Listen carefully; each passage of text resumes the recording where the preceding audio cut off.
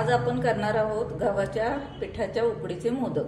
तर त्यासाठी लागणारे साहित्य आहे एक नारळाचा किस, गव्हाचं पिठाचं कणिक मी मळून घेतली आहे, अर्धा लिटर दूध, वेलची पावडर आणि साखर। आता आपण मोदकाचं सारण करायसाठी सुरुवात करूया। तर त्यासाठी मी ते अर्धा लिटर दूध पॅन मध्ये टाकते। या जागी आपण खव्याचा सुद्धा वापर करू शकतो, पण मला बाजाराच्या खव्यामध्ये भेसळ असते म्हणून मी तो वापरत नाही। नारळाचा किस,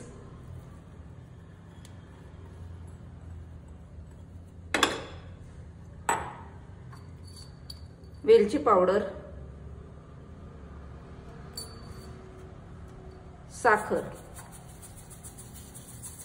साखर तुमच्या गोडीनुसार आवडीनुसार घालावी।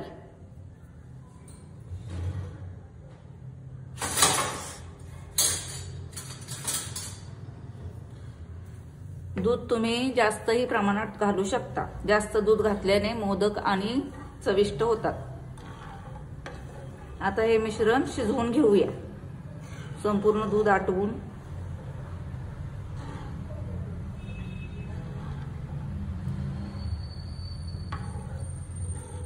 याच्यामध्ये तुम्हाला आवडीनुसार ड्रायफ्रूट ही घालू शकता।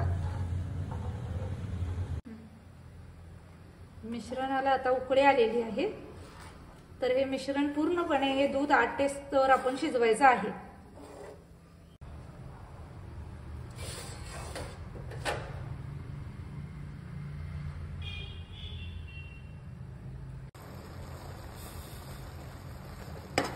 आता दूध आटत आलं आहे, तरी गॅसची फ्लेम जरा बारीक करावी जेणेकरून खाली करपू नये।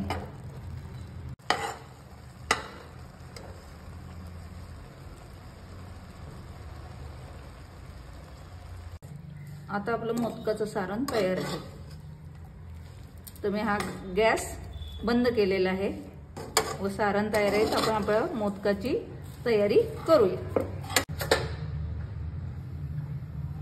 आता मी मोदक उकडून घेण्यासाठी पातेल्यात पाणी गरम करण्यासाठी ठेवलेले आहे।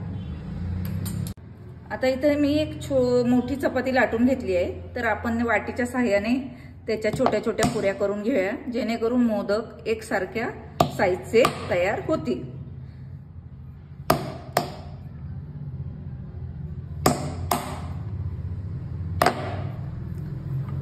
अशा पद्धतीने पुरी तयार झालेली आहे, तर त्याच्यामध्ये आपण आता सारण भरूया।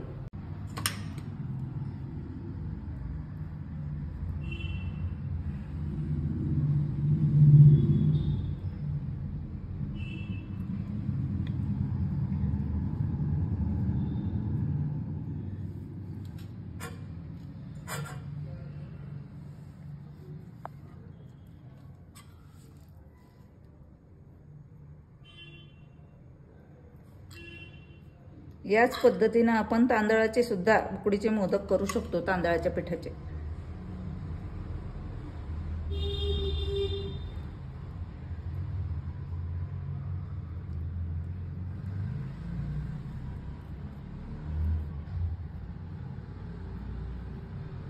हे मी मोदक वाफवायसाठी ठेवत आहे। एक 5 किंवा 7 मिनिटं आपण ते मोदक वाफवून घेऊया। मी वर झाकण ठेवत आहे। 5 किंवा 7 मिनिटं झालेले, आपण आता झाकण काढून बघूया। तर छान पैकी मोदक उकडलेले